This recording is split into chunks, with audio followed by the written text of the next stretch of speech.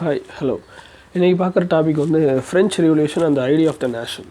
The first clear expression of nationalism came with French revolution 1789.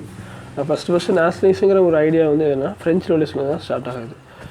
France வந்து ஒரு full fledged territorial ஸ்டேட்னால் அதுக்குன்னு ஒரு எல்லை அந்த மாதிரி இருக்கும். 1789 அப்போ யாரோட கண்ட்ரோலில் இருந்தது அப்படின்னா அப்சல்யூட் மொனார்கி, கிங்டமோட ஏதோ ஒரு கிங்கோட கண்ட்ரோலில் இருந்திருக்கும்.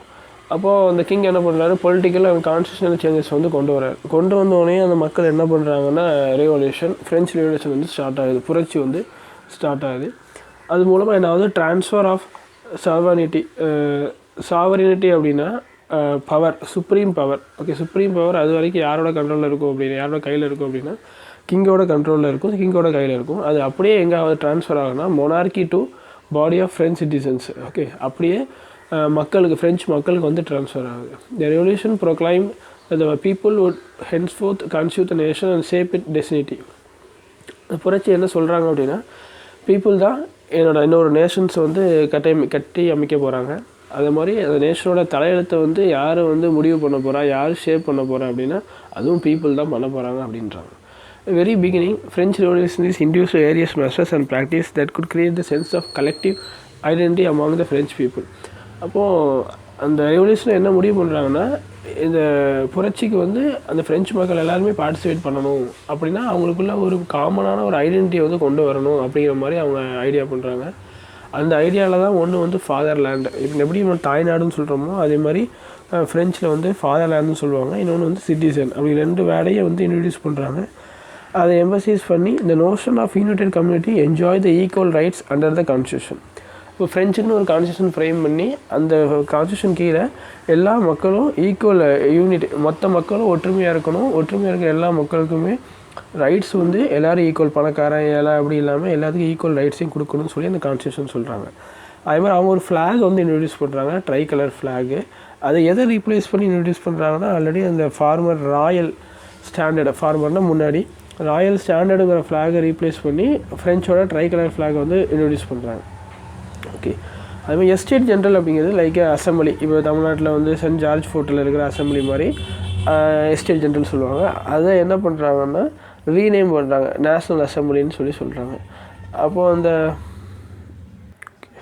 ஆக்டிவ் சிட்டிசன் சொல்லுவாங்க. ஆக்டிவ் சிட்டிசன்னா யாரெல்லாம் வந்து யாருக்கெல்லாம் ஓட்டு போடுற ரைட்ஸ் இருக்கோ அவங்க தான் வந்து ஆக்டிவ் சிட்டிசன்ஸ்.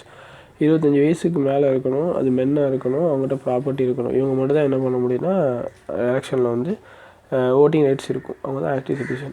அதுமாதிரி நியூ ஹைம்ஸ், அது நாட்டுக்குன்னு ஒரு நாட்டு பாடல் இருக்கும்ல, அது கம்போஸ் பண்ணுறாங்க, உறுதிமொழி கொண்டு வராங்க. ஓகே, மேத்யூஸ் அப்படின்னா தியாகிகள்னு சொல்லுவாங்க, அவங்களோட அந்த டெத் ஆனிவர்சரி அந்த இதெல்லாம் வந்து கொண்டாடுறாங்க. இது எல்லாம் எதுக்காகனா அந்த நேஷனல் வந்து all in the name of the national பேரை சொல்லி இவ்வளோத்தையும் பண்ணுறாங்க.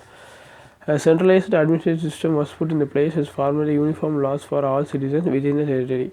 அப்போது ஒரு அட்மினிஸ்ட்ரேட்டிவ் சிஸ்டம் கொண்டு வராங்க, அது சென்ட்ரலைஸ்டு ஒரு இடத்துல இருக்குது, அது வந்து அங்கே லாஸ் மேக் பண்ணுறாங்க, யூனிஃபார்ம் லாஸ். அந்த லாஸ் வந்து அந்த டெரிட்டரி, அந்த எல்லைக்குள்ளே இருக்கிற ஃப்ரான்ஸ் எல்லைக்குள்ளே இருக்கிற எல்லா மக்களுக்கும் வந்து அது பொதுவானது அப்படின்னு சொல்கிறாங்க.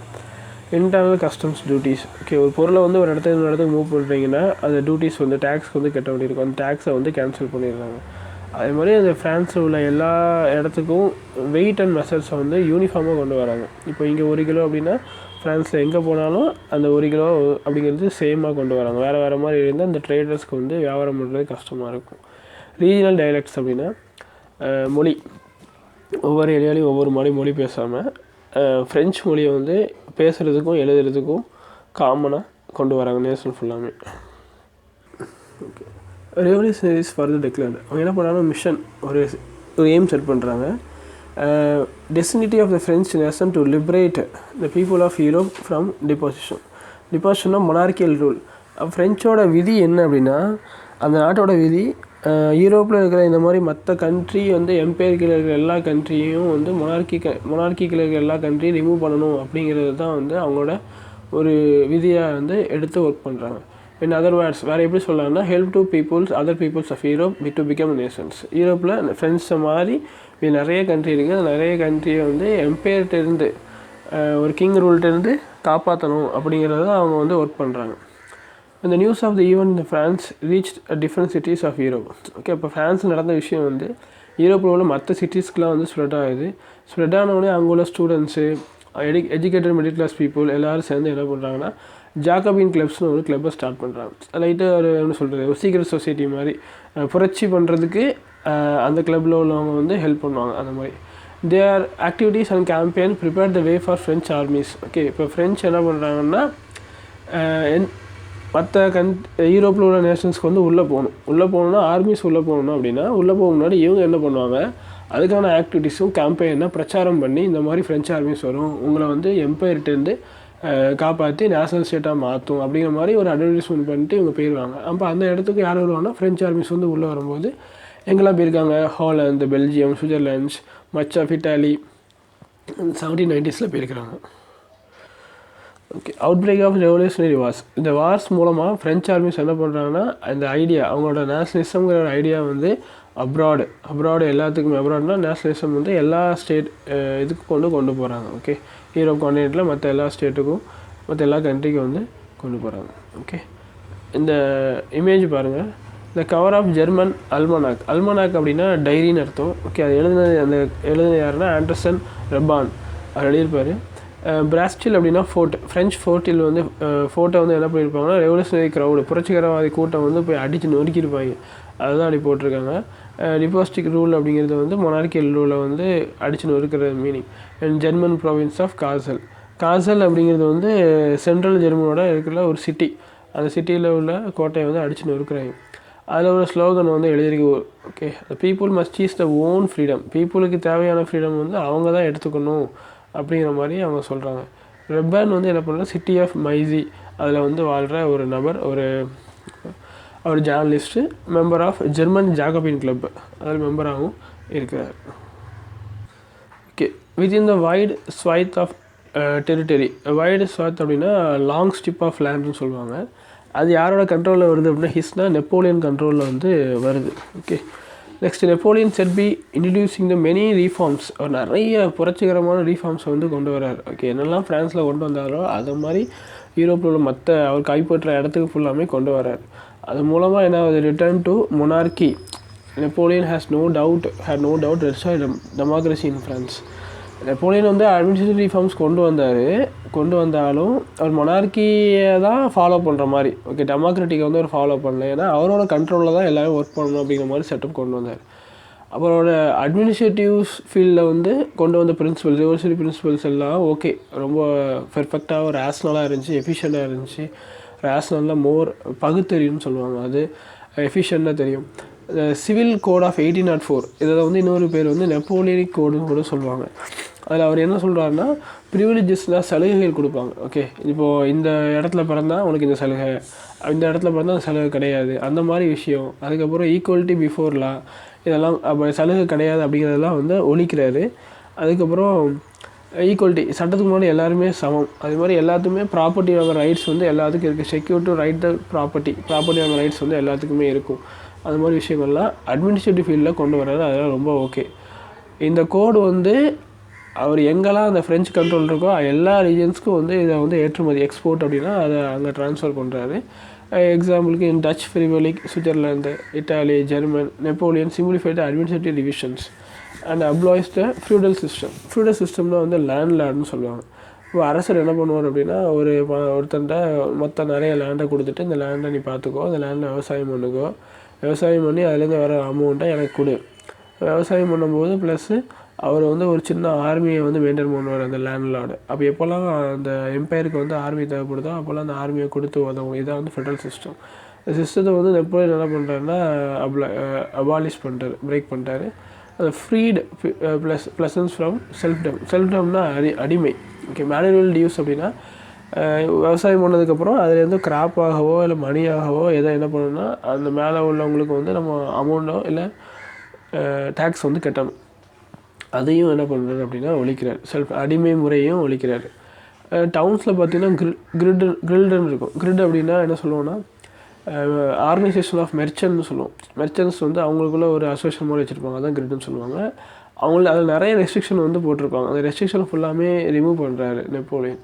ஏன்னா இவங்க வந்து நிறைய பிஸ்னஸ் பண்ணுவாங்க. அந்த பிஸ்னஸ் மூலமாக வந்து நிறைய அமௌண்ட்டு கிடைக்கும். அதில் குறிப்பிட்ட அமௌண்ட் வந்து அவங்க டேக்ஸாக கட்டுறதுக்கான சான்சஸ் இருக்குது. அப்போ அவங்க நல்லா பிஸ்னஸ் பண்ணால் தான் இந்த கண்ட்ரி வந்து க்ரோ ஆகும். அப்போ transport and communication. Okay, business மேனுக்கு வந்து மெயின் ட்ரேட் பண்ணுறவங்க மெயின் வந்து டிரான்ஸ்போர்ட்டும் கம்யூனிகேஷன். அதையும் என்ன பண்ணி இம்ப்ரூவ் பண்ணி கொடுக்குறாரு.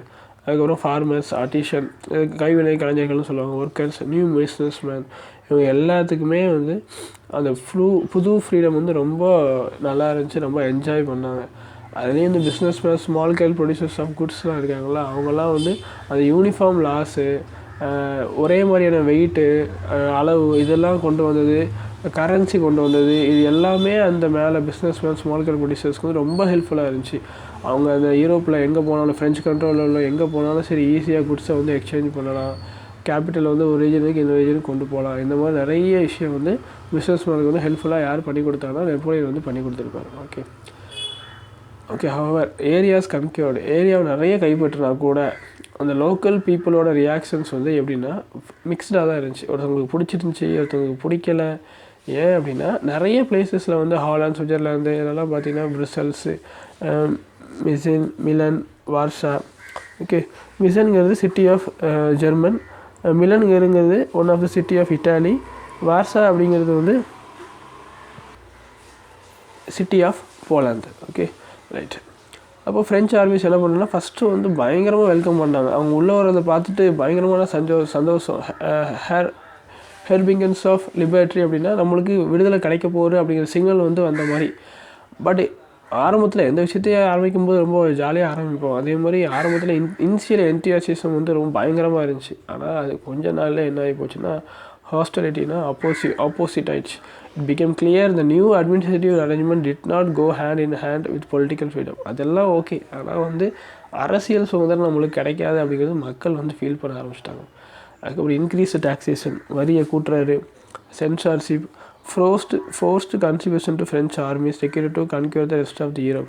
அவர் யூரோப்பில் மீதி இருக்கிற எல்லா இடத்தையும் ஆக்குபை பண்ணுறதுக்கு அவருக்கு ஃப்ரெஞ்ச் ஆர்மிஸ்க்கு நிறைய பேர் வேணும். அப்போ கம்பல்சரி நீ வந்து வீட்டுக்கு 2 பேர் ஆர்மியில் நீங்கள் வந்தே ஆகணும் அப்படிங்கிற மாதிரி ஃபோர்ஸ் பண்ண ஆரம்பித்தார். இது எல்லாம் அவர் கொண்டு வந்த நிறைய விஷயத்தை, அட்வான்டேஜஸ் நிறைய வச்சுருப்பார்ல அட்மினிஸ்ட்ரேஷத்தை, அது எல்லாத்தையுமே இவர் பண்ண இந்த சில விஷயங்களை வந்து ஓவர் கம் பண்ணி அவர் அட்மினிஸ்ட்ரேட்டிவ் கொண்டு வந்த இதை வந்து அதை விட இது ரொம்ப கொடுமையாக இருக்குன்னு சொல்லி மக்கள் வந்து வெறுக்க ஆரம்பிச்சிட்டாங்க. ஓகே, இந்த planting of tree of liberty.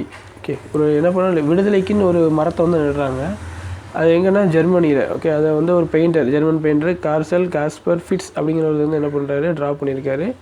இதில் ஃப்ரெஞ்ச் சோல்ஜர்ஸ் வந்து எப்படி அடையாளம் காட்டுறாங்கன்னா அதில் பார்த்தா தெரியும். ப்ளூ, ஒயிட்டு, ரெட்டு யூனிஃபார்ம்ஸ் வந்து போட்டிருப்பாங்க.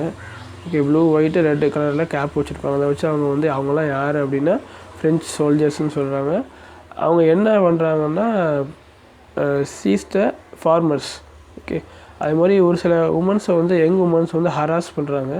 அதுலேயும் ஒரு சில ஃபார்மர்ஸை வந்து முட்டு போட வைக்கிறாங்க கீழே. ஓகே, அப்போ அந்த ட்ரீ ஆஃப் லிபர்ட்டி வந்து ஒரு ஜெர்மன் இன்ஸ்கிரிப்ஷன், ஒரு பொறிப்பு வந்து இருக்குது. ஜெர்மன் மொழியில் ஒரு பொறிச்சிருக்காங்க. அது என்ன சொல்கிறாங்கன்னா எங்கிட்டேருந்து ட்ரீ என்ன சொல்லுது, என்கிட்ட ஃப்ரீடமும் ஈக்குவலிட்டி, எல்லோரும் சமம் அப்படிங்கிற விஷயத்த வந்து எடுத்துக்கோங்க. அதுதான் வந்து ஹியூமானிட்டி, நவீன ஹியூமானிட்டி, மாடல் ஆஃப் ஹியூமானிட்டி அப்படின்னு சொல்லி சொல்கிறாங்க. இந்த ரெஃபரன்ஸ் சர்க்காட்டிக் ரெஃபரன்ஸ் அப்படின்னா கொஞ்சம் ஏனமாக சொல்கிறது, கொஞ்சம் சிரிக்கிற மாதிரி. இந்த ரெஃபரன்ஸ் என்ன சொல்கிறது, French has been liberator. French தான் வந்து லிபரேட்டர்ஸ், ஃப்ரீடம்ஸ்க்கு வந்து கொடுக்குறாங்க. அவங்க எதுக்கு அகென்ஸ்டாக இருக்கிறாங்க அப்படின்னா மொனார்க்கிக்கு வந்து அகென்ஸ்டாக இருக்கிறாங்க அப்படின்னு சொல்கிறாங்க. இந்த இமேஜில் வந்து நெப்போலியனை ஏதோ கன்சிடர் பண்ணுறாங்க அப்படின்னா ஒரு போஸ்ட்மேனை வந்து கன்சிடர் பண்ணுறாங்க. அவர் ஃப்ரான்ஸுக்கு எல்லா பக்கமும் கன்க்யூர் பண்ணிவிட்டு ஃப்ரான்ஸுக்கு போகிறாரு. ஃப்ரான்ஸுக்கு போகிறவரில் அவர் வந்து after he lost the battle of Leipzig 1813 each letter dropping out of his pack bear the name of the territory.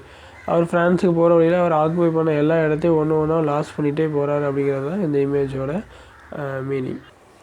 Okay, இதோட இந்த பார்ட் வந்து முடிஞ்சது. நெக்ஸ்ட் பார்ட் வந்து என்ன பார்க்க போகிறோன்னா, the making of nationalism in Europe.